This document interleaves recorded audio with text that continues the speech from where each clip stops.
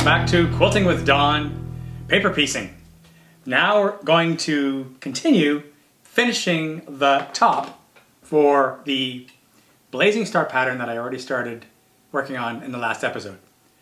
So if you recall from the last episode, and just in case you didn't already tune in, what I did is create, using paper piecing technique, 8 pairs of fabric triangles that are now going to be sewn together along with the borders in this episode.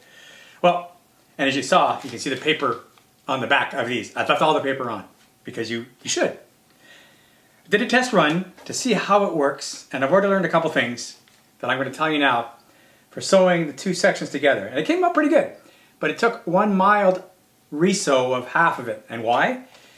It's very critical to line up the paper patterns perfectly for the points. I pinned the point here and it came out pretty good, but what I didn't do is pin the point down here. And so when I got to the end and opened it up, I said, oh my, they don't match. So the other thing I'm using for my test, and I'll continue to use, I tried using pins. Pins are good for marking how things lie together, but they're not good for holding the fabric together because there's the paper here. And the paper tends to not to fuss with the pins. It just doesn't work. So I'm borrowing from Carolyn these little clips. I guess she uses these for doing bindings to hold the fabric folded over so you can sew it. They work great. Oops. They work great for pinning together the two sides. After you've pressed or after you've sewn it, but before you press it, it's the book recommends, and I like it, that you remove the paper that's in between, in the seam on the inside, because otherwise it's too thick for ironing and folding and ironing. When you remove that paper, it actually folds over on itself quite nicely and it looks right. So, good tip from the book that I will continue to use.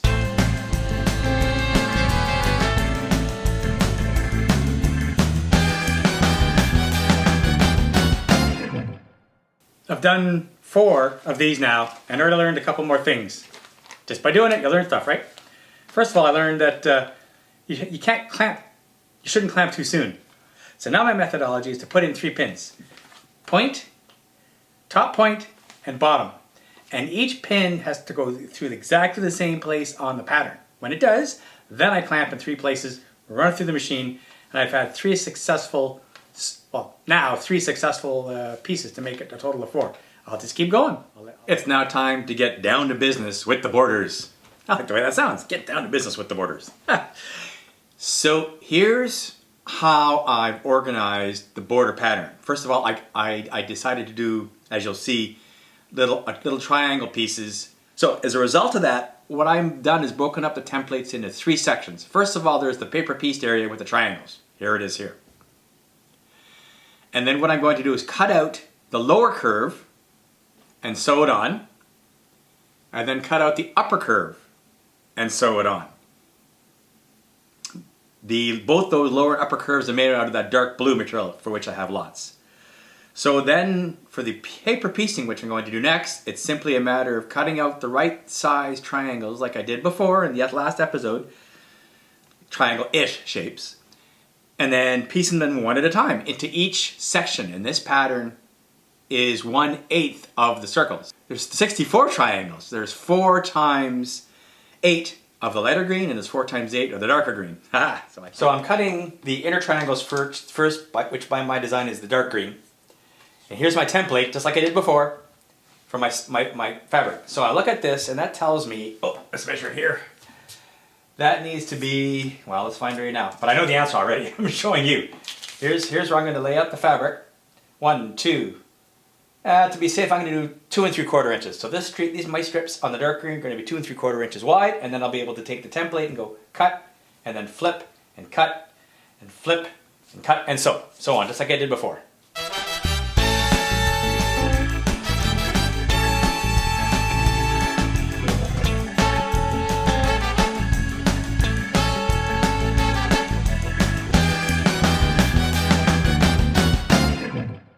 Okay, just like before, I'm ready to start. Here's my template, got all my fabric here. And the first thing we do is pre-fold the template, just like last time. I'm going to glue B1 good side down, always the wrong side to the template. So you can see it's going to orient like this. And there's my sewing first seam. So that's what I'm going to do.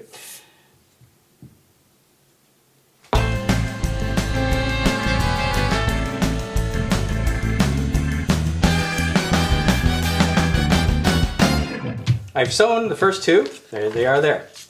So the process, if you recall from the last episode, is trim, place, sew, open. 4 steps.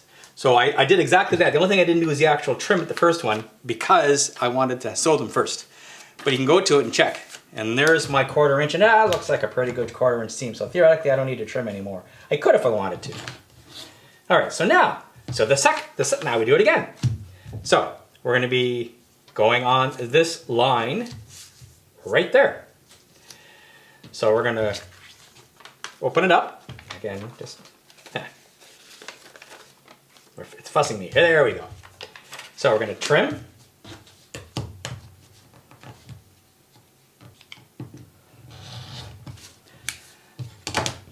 Place with another B3, which is one of these lighter ones. So it's going to go like that. There's my sew line. So we flip goods to goods. We're sewing along here. We place and repeat. All right, so I have sewn all 8 pieces, all 4 of each color, and there is the pattern. So the last thing you do, if you recall from the last one, you're tired of me saying this, is I'm going to just trim along the curves here and the straight edges to make it good.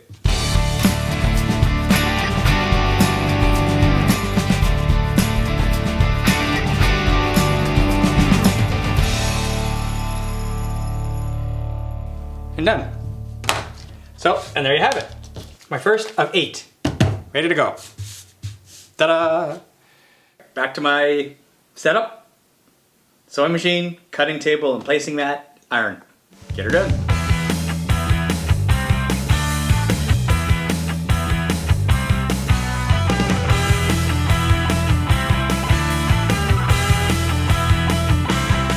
Okay, you're gonna laugh. I laughed and I cried, or maybe I cried. I just sewed one of these guys on backwards. So I just unsewed, gonna re-sew it. But because I've already cut it, luckily I made myself an extra piece of each, so I'm gonna have to start with a fresh piece of this dark green. But, no worries.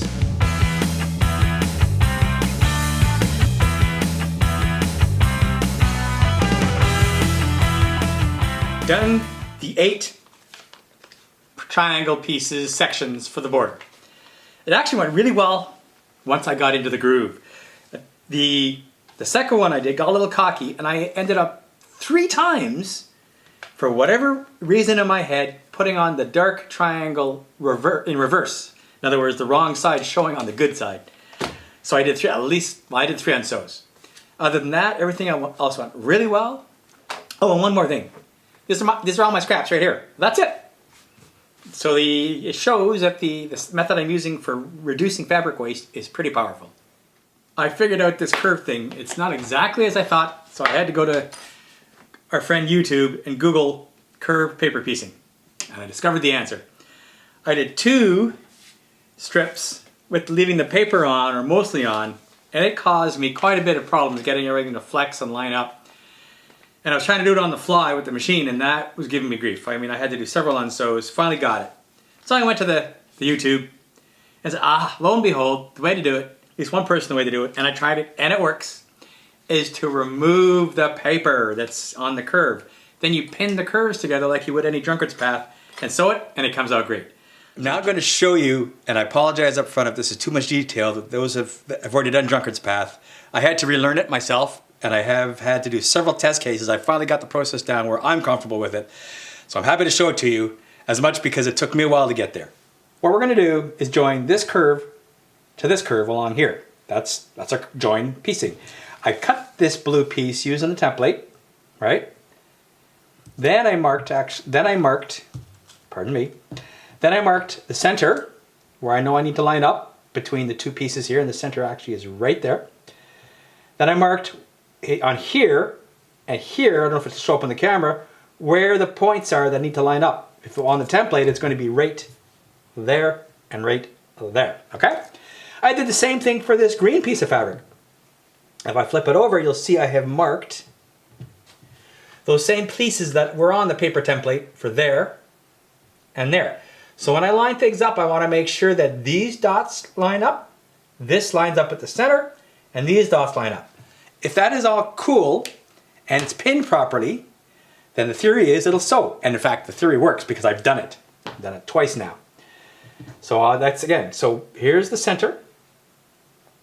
Good, goods to goods. This blue is good, it's good on either side. So there's the center right there. So I pin there. Got my pins, and I pin it. And I'm also eyeballing it that the curve is roughly symmetrical either side, right? You don't want to miss pin and have fabric twisting that you don't want with unexpected consequences. All right, then you take one of the corners and you match it up to where you think it should go. Again, from experience, I know it's going to go roughly around here. Let's try there. Tricky part is my fingers aren't big enough. There's the dot. We're in business. That pin is well placed, so we'll finish it. There we go. Same thing on the other corner. And then would you like you would with any drunken's path, you keep pinning along the edge here till you get the two sides to match. It's as simple as that. So I'll just do it.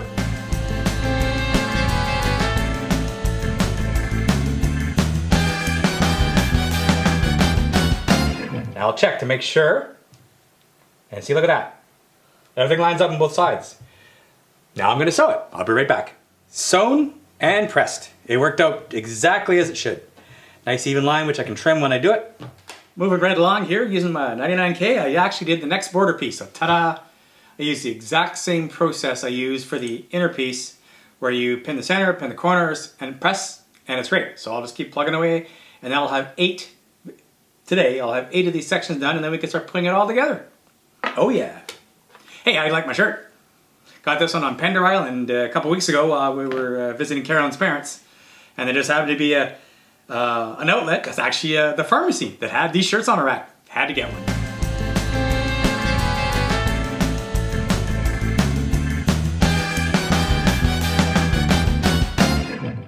Update. I'm going paperless. Yes, you heard it right. For a video about doing foundation paper piecing, I'm quitting paper. It's not as monumental as you think it is. I'm enjoying what I've done so far, but I'm at the point now where I'm joining pieces together, and I'm finding the paper is more the hindrance than a help, particularly since I've cut things per the templates so the shapes are exactly what they should be, and therefore I can determine precisely where I need to join things so that they made up properly. Let me show you. So here's, I've already joined 3 of these together, and this is how I've come to the conclusion I'm going paperless. Because, as you can imagine, what I'm doing is I am then putting goods to goods, and I'm lining this piece here onto that. With the paper, again, it makes it difficult to do exactly precise pinning because the paper gets in the way. So what I do is remove the paper, then I still know exactly where to pin through here, and I can mark it because it's a 1/4 inch all around. Similarly for here, I know exactly where to pin. It's going to pin there at the joint, and it's going to pin a 1/4 inch in from there.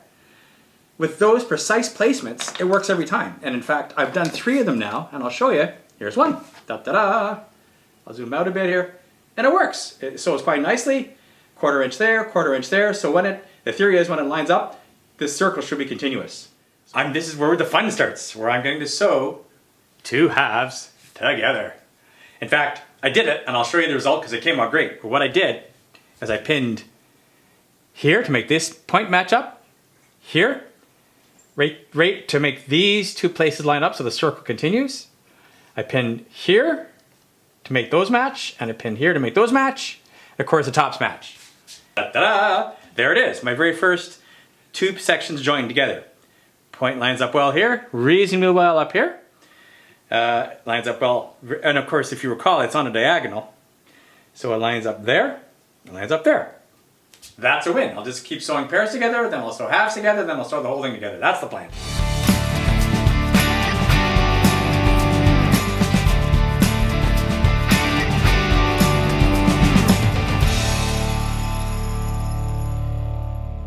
I'm about to sew the last seam on this pattern. So I have joined together all the 8s and the quarters into halves. I now have 2 halves ready to go, and I pinned the center section. I will finish and do the outer tails at the end. So here goes. Wish me luck.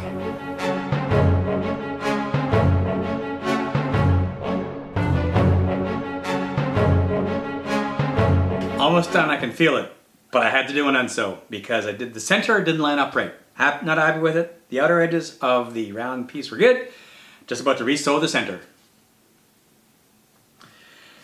Hopefully I got it right this time. Those centers are tricky parts. We got all these moving, all these pieces joining together.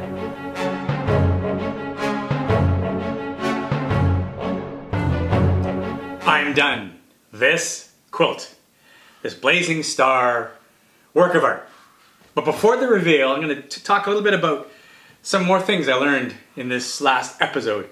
First of all, there's this cool little tool that's got various thicknesses or widths, including the one I used all the time, which is a 1/4 inch. It was super handy, pardon me, to use. It was super handy to use this tool because then I could see exactly where I was putting my pins and where I was placing the pieces, especially since I'd removed the paper backing. Great piece of kit. Love it. It was much easier to use than trying to drag a ruler around looking at a 1/4 inch off that. Next thing is, I've said it before that the 3 watchwords for quilting and sewing are precision, consistency, and patience. I say it again.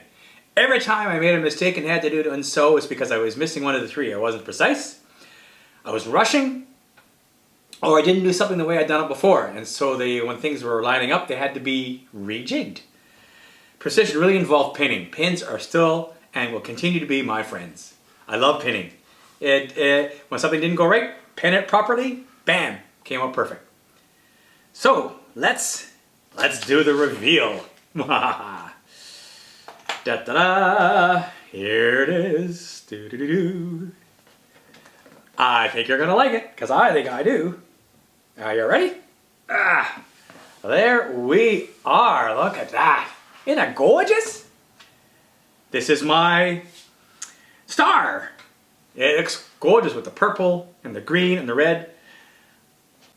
So I'll come in a little bit closer to it so you can see some of the details. Like how good the points are. They all line up. How round the border is. I mean, you can see some wrinkles in the fabric, but it's really mostly flat. It's good. Here's the design. Here's the final result. Not bad, eh? Went from idea to execution fairly well. Well, you know I can't finish off a video of Quilting with Dawn without toasting the work, the quilt. What we have here is the Glengoyne 18-year-old whiskey, or scotch if you will. Carolyn and I a few years ago got to visit the distillery and sample many of their wares, and I was able to pick this up at somewhere along the way. It's a nice, smooth, yet flavorful whiskey. So, here's to my bursting, I can't remember the name of the quilt. Here's to this quilt. Happy sewing. Remember, don't drink and quilt.